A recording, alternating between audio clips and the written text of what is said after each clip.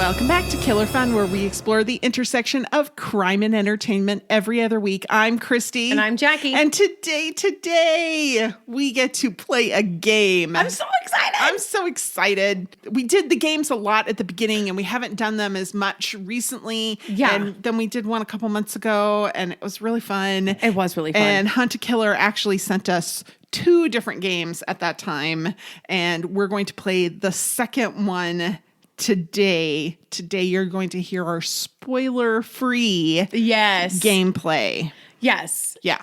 And then the spoiler-full gameplay will be later. Over our break. And it will be definitely like labeled as such. Oh, yes. Yeah. Absolutely. We will let you know if we solve it. Uh-huh. Which I'm thinking that we will. We solved the last one, and this one's easier. Yeah. Yeah, I like it. They have like a difficulty rating on the box here, and they have like 1, 2, 3, 4, 5 levels. I'm like, that's extreme. Like, I would have expected only 3 levels. Yeah. But they divided it even more, and this one is like level 1 green, easy. Yeah. This is like literally 45 minutes to an hour gameplay, probably. I hope so. I hope so. I hope it like is congruent, you know, because that makes it a really good game. Yeah. You know, but I think we can do it. Yeah. Yeah. I'm confident. And, you know, if you're looking for a gift, a last minute gift right here, we're right before Christmas as we're releasing this. Hunt a Killer did provide some discount codes. Yeah. So you can do that. It's a great gift for somebody who's hard to shop for, the person who has everything. If they like to play games, this is fun. It's a good, fun, collaborative game. So go to huntakiller.com and use HuntGA1010 for $10 off any item. HuntGA10 gives you 10% off your order, and HuntGA20 will give you 20% off 6 or 12 month subscription boxes. That's pretty cool. Subscription boxes are like, if you want the fun to keep going, this is a great gift. And I believe they're doing a special right now where you can get the game we are going to play today when you order a 6 or 12 month subscription. Yeah. So it's like the best deal of the year. That's so super cool. So for all of you have true crime friends, you know it because you're listening. So this is a great option for you all to get together and have a fun time. And you know what? This is the kind of thing you can do with people who like games, but maybe aren't necessarily into true crime. Right. That's true too. You can do, and it's fictional. It's not real. We're going to talk about that here in a second. Yeah. Yeah. Well, you know us. We love the entertainment crime. That's right. Exactly. Crummy entertainment. And that's what this is. That's right. So I'm going to do a quick abbreviated version of our normal show format. Yeah. Where we talk about, is it true, psychology, or break in real life? I know some things about this because I had to open the game and make sure everything was in there. So I didn't read things, but I saw things. You saw things. I have remained completely like in the dark. That's right. I know the title. That's right. And that's it. Yeah. So the dive bar where our mystery takes place is in Perdition, Indiana. Okay. Is it a real place? I'm going to go with no. It's not. Okay. Perdition, Indiana is fictional, as is Perdition, Michigan, which is the town that they're traveling to in The Road to Perdition. Yeah, that was a good movie. The 2002 American crime film. That was amazing. Yeah, I've not seen it. I'm going to have to like... That's heavy though. Yeah. That's heavy stuff. Yeah, see, and I like a little more levity. Yeah, that's not, I mean, it's so good though. I mean, it's one of those that, maybe there are some comedic moments because it's a good film. But I wouldn't say it's like blockbuster style, like comedic drama. Oh, okay. Right? It's heavier drama. Oh, okay. Well, I mean, that makes sense because the word perdition actually means eternal damnation or utter destruction.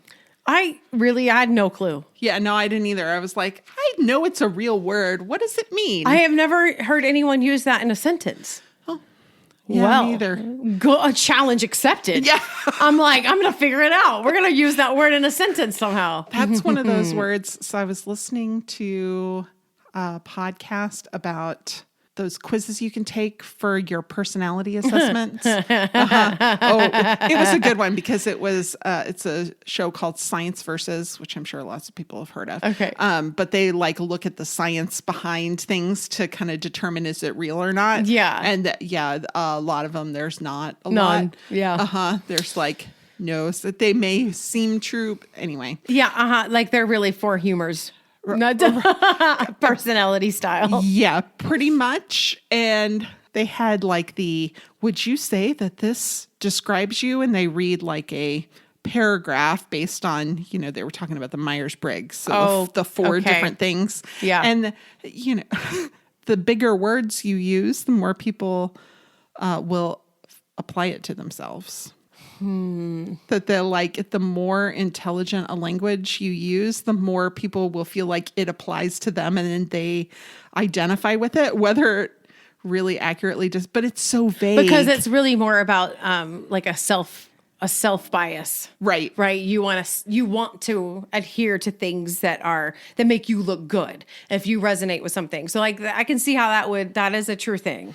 Mm-hmm. Right. Right. But they're so vague they could really, for the most part, describe anybody at different times. Yeah. But that when they use more sophisticated vocabulary, people are more likely to believe it. And then that makes sense because there is research about you wanting things to represent you in the most, favorable light. And cult leaders will do the same thing. They'll use sophisticated language and that makes you feel more in tune or in touch with what they're saying. And perdition.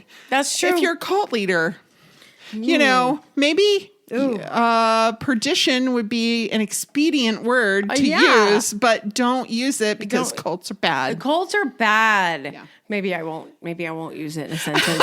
I just wanted to see if I could figure out how to do it. But you're right. I mean, that narcissism and I guess like the bigger words also make it seem like they're more authoritative. So there's an obedience factor there. So the obedience bias kind of kicks in. Mm-hmm. Yeah. People are gullible. Let me tell you.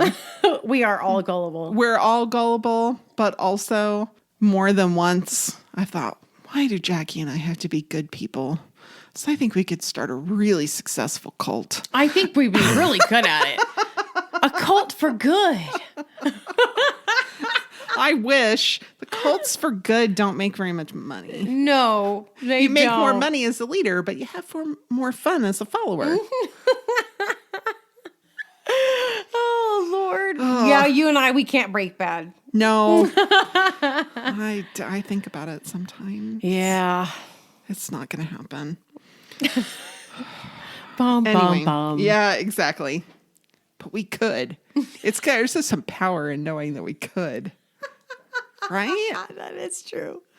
All right. So it takes place in the old Scratch Tavern. If that exists in reality, they don't have an internet presence. Oh, okay. It's apt that the logo is the devil because Old Scratch is a pseudonym for Satan. Yeah. You've heard this probably. I have heard this before. Okay. Old Scratch. So, and I figured you would know it because it's primarily like the southern U.S. that will refer to Satan as Old Scratch. Yeah, and it's not something I heard a lot growing up, but I definitely heard it. And I'm going to say this. Probably also from Criminal Minds, right? And then they even had like one of those, mega arc type characters, right? That was after them for a long time, and his name was Mr. Scratch. Oh, right. Like, okay. Yeah. Well, so if you ever wondered why they called him that, they're calling him the devil. Mm-hmm. Now I'd only heard it occasionally growing up, but I had heard it. It's also an older generation sort of thing. Definitely. It probably came from Middle English, from the word scrat, which was a gender-neutral demon. The Norse scratty was a gender-neutral demon. Okay. It was neither male nor female. And like God. Yes. bum, bum, bum again. I think it's kind of interesting that like if you were to name like Old Scratch Tavern is kind of it's like a before and after from Wheel of Fortune, right? Because you have Old Scratch and then you have a Scratch Tavern, right? A Scratch kitchen, right? Like from scratch. You're right. So you have like the Devil's Kitchen, Hell's Kitchen. There you go. Wow, you just made that connection like boom, boom, boom. I really did. I don't know. My husband and his love of Wheel of Fortune must be rubbing off on me. Psychology break. I was like, I don't know what we're going to find here. So I was like, what's the psychological power of Satan? Because that's pretty much already only what I know. That is a freaking Pandora's box. It is, but we're only going to crack it. Yeah, Just a narrow scope. A moment. So Scientific American had an article from back in the fall of 2013. So it's a little older, but they were talking about the pure evil versus the belief in pure evil. They said the greatest trick that the devil could ever pull is convincing the world he didn't exist. Oh yeah, that's like a quote was on DC Talk. Yeah, from way before that. Uh-huh. He didn't do a very good job because in a 2007 Gallup poll, 70% of Americans believe in the existence of Satan. Okay. And then they cite some studies, Milgram's studies of obedience and Zimbardo's prison study. Oh my gosh. And they kind of showed in those studies that the root of evil actions is often ordinary psychological causes, right? Right. That if it's not extraordinary phenomenon that make people do evil things, and the idea of pure evil is a myth. And yet part of believing in Satan is believing that pure evil does exist. Right? Because that's sort of the mythology around this, and that our behavior and our judgments are affected by whether we believe it exists, whether or not it actually exists. Yep. And they talk about the perceived immutability of pure evil, and that evil people are born, they cannot change, they cannot be rehabilitated, and the eradication of evil simply requires that you eradicate the evil people. Yeah, there's a problem there. They said the longer we cling to strong beliefs about the existence of pure evil, the more aggressive and antisocial we become. So maybe put a pin in the idea that pure evil exists in the world, whether you believe in Satan or not. Yeah, and I'm going to nitpick. Okay. Antisocial, not a good word. Oh, I'm just going to nitpick their choice of words. Their choice of words. Okay. Because I in the context there, it's like the more isolated we become, like lack of community. Or I could argue that maybe they're using it the right way. Are they? Because you think so? I think because the norm is we don't kill people. But the antisocial behavior would be, I think this person is pure evil. I'm going to kill them even though it's against the social norms because I think I'm doing a net good. But that would be the opposite of antisocial. The antisocial is excited about disrupting the order. You're right. Okay. So antisocial behavior in psychology, the way we define it, like at least in a diagnostic perspective, is that somebody who has antisocial tendencies looks at social order and sort of enjoys like toppling it. Right. They're drama. They're always drama, and they kind of know their drama, and that's what they love. So in this case, if there was a means to an end sort of situation where they're like, we need to eradicate that because we're restoring order, that wouldn't be antisocial. Okay. But I could see in their context using that word as like saying we are less social, and we lack a collectivism, right, that we should have. We become more isolated. So I think they're using it more colloquially, like the way most people kind of use it. But I'm always a nitpicker, and I'm like, stop using that word that way, because you're actually giving antisocial people more more fodder. That's right. Exactly. It's kind of like using the word literally when you mean figuratively. Yes, exactly like that. And I hate that society is just kind of accepted. We've accepted it. And I'm like, no, And I know haven't. English is an intention-driven language, so like our sarcasm and our ability to double speak is where that comes from, you know? But then when we take away the actual definitions, then we cause a lot more confusion because some people can pull it off better than others.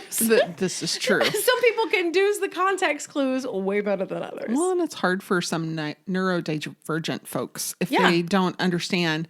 You say, my head is literally going to explode from this headache. They might become very panicked. Yes, exactly. Like, that is going to be bad for you and messy. Yeah. And like no matter how much like context clues you put around it where you're like, it's going to literally, right? You say it in the way that has like that inflection where you don't really mean literally. And it's still like, no. Yeah. Yeah. I don't know. Anyway. But that's an interesting article. Yeah. It's a really interesting amount of studies that they did on this. I mean, or just like. Yeah. It's really the just world hypothesis, right? The belief that we have a just world and therefore there must be some sort of atonement, that there's a balance in the black and white, right? It's, you know, if they can recognize pure evil, then they can avoid it themselves. Right. And that means they also can have a belief in pure good. Exactly. And then they have a reason to other people that they feel aren't okay. Yeah. But to be fair, if you've met certain individuals or seen certain individuals where their psychology is so severely impacted by disorder or by a personality, you know, disorder that allows them to be so manipulative and so conniving and all of that, it can be really hard to retain your empathy for their humanity when they're using their humanity against you. Oh. You know? Yeah. Fair. Awful, but fair. Literally awful. All right, real life. So the oldest tavern in Indiana is purportedly haunted. No. That's so funny. And I don't think that the Old Scratch Tavern is haunted, but you know, I mean, that's kind of what people think of when they think of haunted places, is devilish sorts of things, right? So usually, yeah, the Broadway Hotel and Tavern is the oldest bar in Indiana. It was opened in 1834, and it's been in the same location the entire time. That's awesome. Yeah. So, of course, there's ghost stories. Of course. Of course. Employees and patrons have spotted an apparition of a disruptive criminal who was shot dead on the premises. He's often seen in the main dining room. Oh, okay. And if you stay at the hotel portion of it and you hear a woman screaming in the middle of the night or the wee hours of the morning, whichever one you prefer to call it, don't panic, because that is a common experience. What? That's so weird. It's so silly, right? I mean, it's so like fun though. Yeah, it is fun. Like, I don't know. I've never done it. I've never gone to a hotel that has like these stories in order to try to experience it. Right. Not on purpose. I have been and stayed in the Biltmore Hotel. Okay. And that has rumors and stories and all of that. And I did hear lots of strange noises, but it were very much old building noises. So Sure. Yeah. Yeah. But others have some interesting stories. Even in the party that I was with. Oh, really? Like other people fun. had stories. I didn't experience anything. Some people are more attuned to it. I think I'm maybe just not very attuned to it. I think some people They're hear like, other things like "You're-" old buildings settling and make up a lot of stories, but whatever. But it was something about seeing an apparition in front of the fireplace, which is a common one.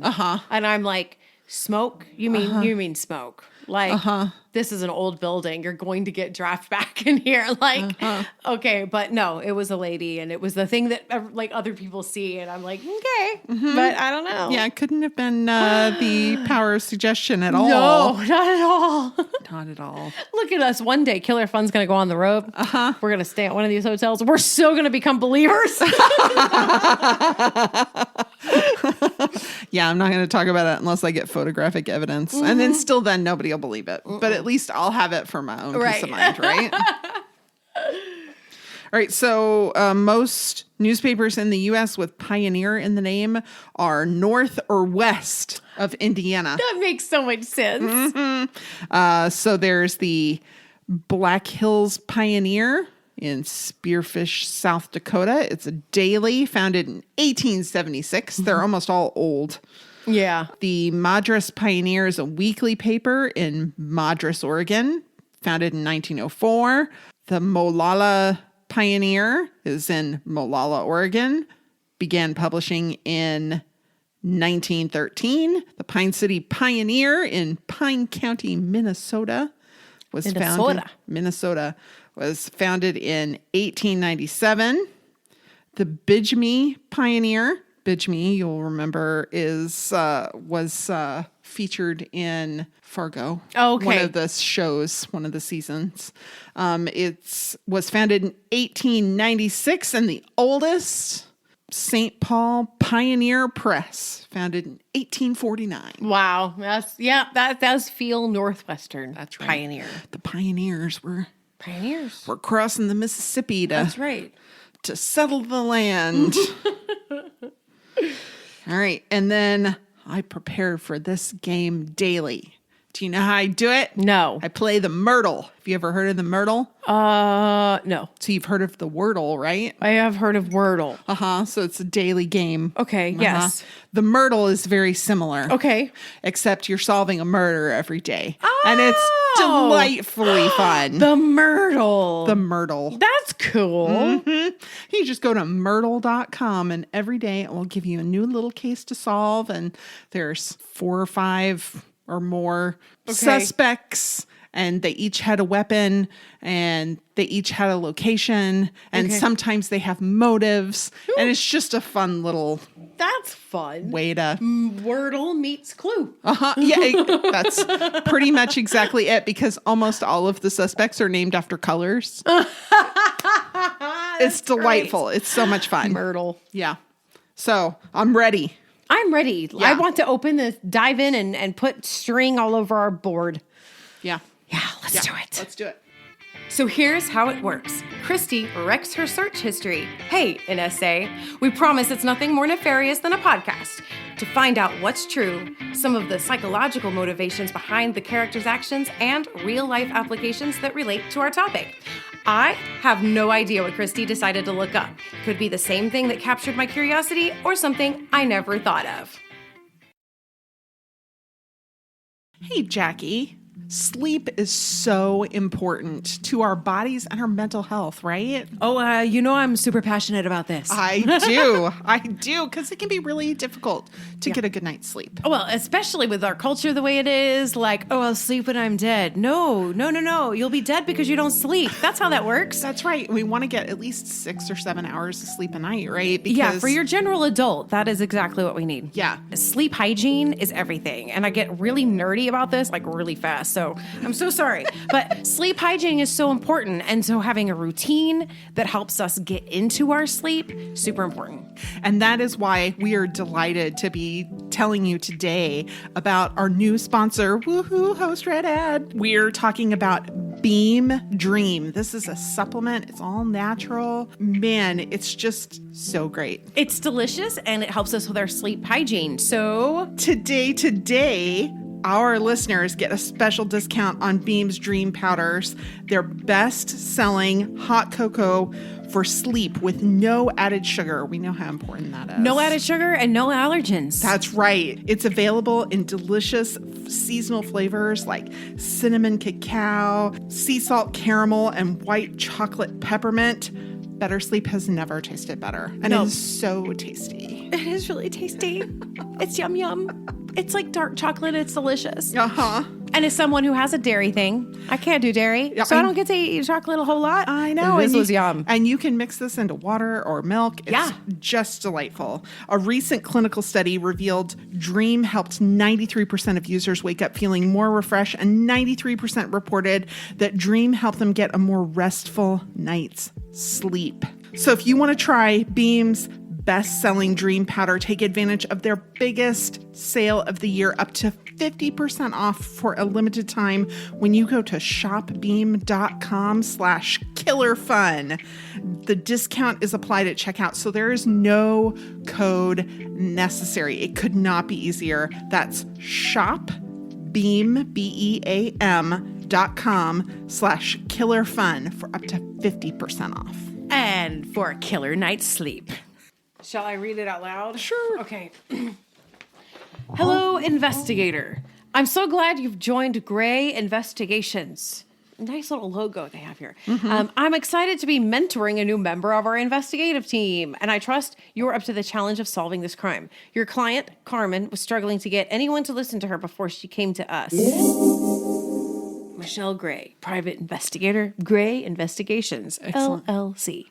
Excellent. That's smart to make themselves an LLC, protect themselves from liability. Yeah. That's smart. Here's the code breaking guide. Okay. We have to know this. We have to study this. Oh, no.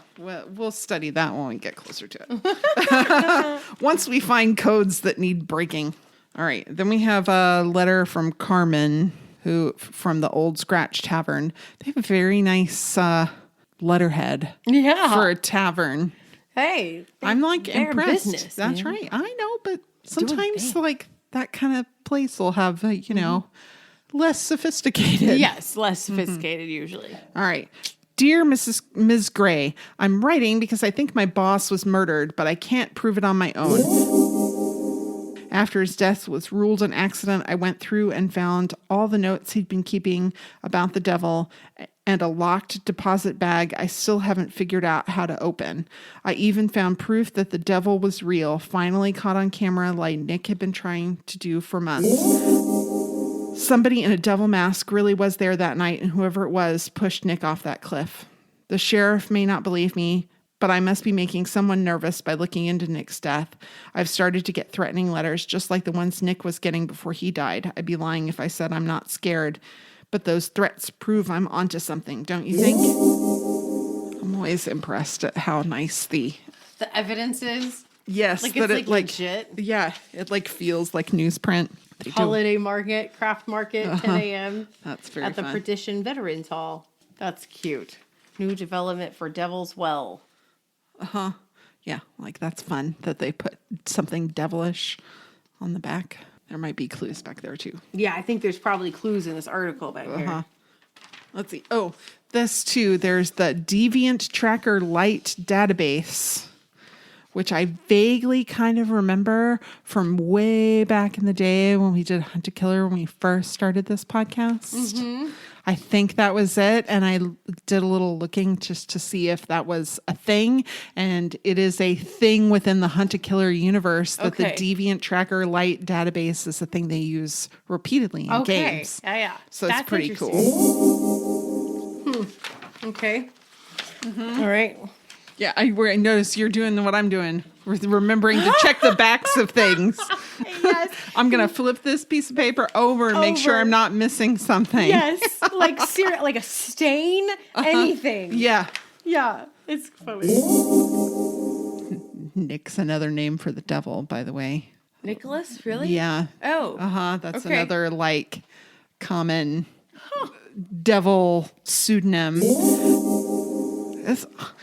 I hate these. I know they're supposed to be helpful. These like measuring sticks next to the door. But the angle is always so up high. But it's only helpful for actual persons watching. So that if you see somebody run out the door and the cops ask, you could be like, oh, it was around 5.5 feet or 6 feet. Okay. It's not really meant for security cameras. It's meant for... They should. There should be like tick marks or something to identify so that you can tell when somebody's near it how tall they actually are. That's $1 million idea right there. That is. Okay. I'm going to bring up this. Okay. Everybody's a suspect if we're going to be objective. Sure. Including Carmen. Oh, okay. Right? Okay. I mean, like, I know she's not one of the suspects technically, but if I'm asked, I would. Sure. Yeah. Don't trust anything. Well, okay.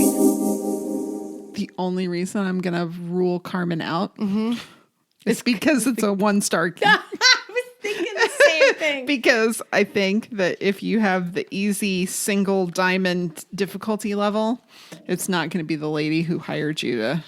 Probably not. But look, I mean, he does say you'll have to work out who the real criminal, the person who's the mentor, right? Right. It's not enough to simply exclude innocent suspects, blah, blah, blah, blah, blah, blah. You know, a good investigator. So I'm enclosing all the evidence Carmen sent. As you review her notes, remember, a good investigator never takes a suspect at their word. Okay. But like, also, do we get to go to a website about this deviant tracker? No, I don't think that we don't get to do I don't that? know. I don't think so. That would be fun. It would. Well, I mean, if we did a bigger game. Oh, maybe it was in the bigger games. I did look to see if there was a way to log into it, and it's part of a different game where there's more than one box, and you don't get access to it until the you second have a box. subscription. Well, and the second box is when you get the code. Gotcha. That is the night he died. December 7th. And look at 3:33. That's the devil's hour. Right. Oh, yep. Because it can't be 6:66. Nope, that doesn't work. But 3 a.m., the 3 to 4 a.m. is supposed to be the devil's hour. Oh, I didn't know that. I thought it was... Oh, because the witching hour is midnight to 1. Yeah. Unlike these people, they go through so much crafts to send something creepy. I mean, yeah. I mean, if you're... See, that's the thing. If you're going to go through the work to do the craft... Don't you want credit for it? I mean, right? I mean, you would definitely want credit for it because you're not crafty. So if you're doing the craft, you want somebody to know that you did it. Right. You're like, look at this, I did it and it looks good. Yeah. I'm like, I do the crafts all the time and I still want credit. Yes, you still should get credit for it. But there's no credit. To play this game, you will need... That's right. You may need some tape. Old Amazon box to make a crime wall, an investigator's bulletin board. What do you call that? Well, I mean, you could have a cork board. I mean, but who has that? I mean, Some people do. I mean, both of my children have cork boards in their room, but am I going to go take it off their wall for this? So, no, I'm Amazon not. box. Yeah. You also need strings, scissors, tape, and lots of I think the string is optional, but it is darn fun. It makes you feel like you're on Criminal Minds or whatever.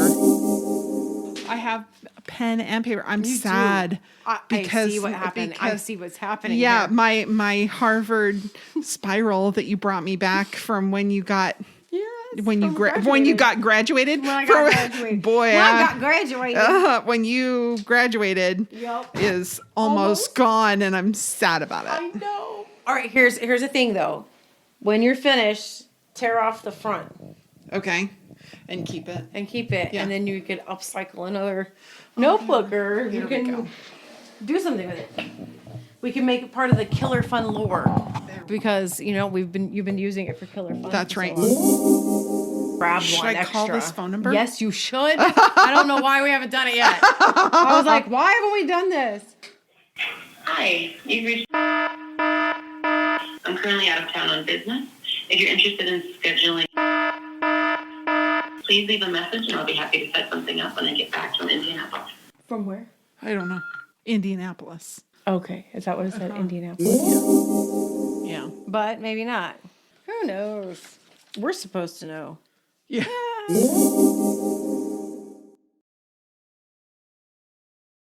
All of the sources that we use to inform our discussion here on Killer Fun Podcast can be found on our social media. Join us on Facebook at Killer Fun Podcast, exploring the intersection of crime and entertainment. You can find us on Twitter at Killer Fun Pod, or you can send us an email at killerfunpodcast@gmail.com, and I'd be happy to share a link to whatever information you're looking for. We love to hear from you. You might learn a little something too. Oh my gosh, this is Good Fences. It's like next door. Okay, huh? Good fences make good neighbors. Thank you, Dr. Phil.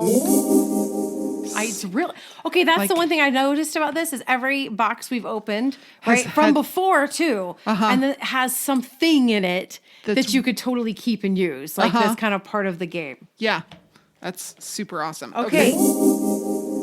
But better a fool than a liar, I guess. Oh, Dang! the snark. Okay, so what did we have to find? The motive, the motive and the opportunity and the means. So, do we think we got it? I think it's... But who knows? All right, reveal this. All right, here we go.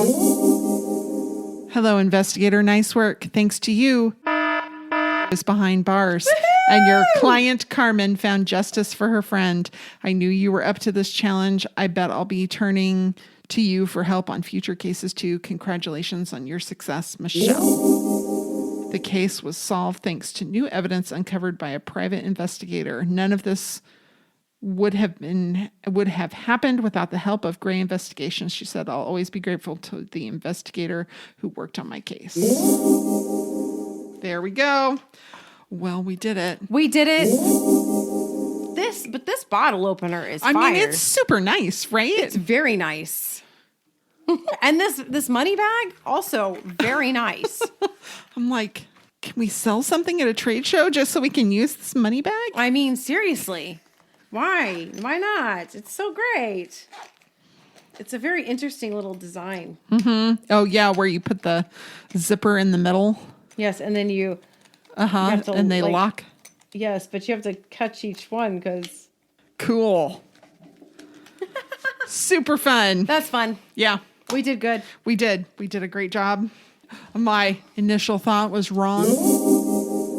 We want to wish you a very happy holiday season, Christmas, or whatever it is that you celebrate. We happen to celebrate Christmas, so we'll wish you a Merry Christmas, but a happy holiday if you celebrate something else. And thank you so much for listening. We will be on a little bit of a break, but we'll have fresh new content for you. So keep an ear out for that. Lots and lots of fun stuff coming your way.